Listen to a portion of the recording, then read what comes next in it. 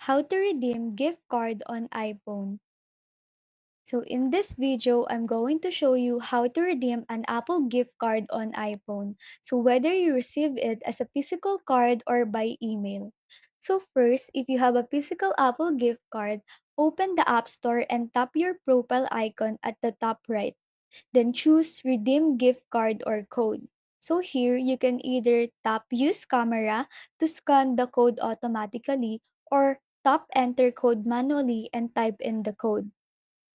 So for a gift card that's sent by email, you will have to open the email and then look for the redeem now button. Then tap it and then the balance will be added to your Apple ID.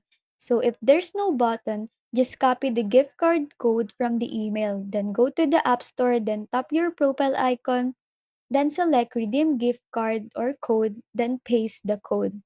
So to confirm your balance, tap on your profile icon in the App Store again, then tap your name at the top.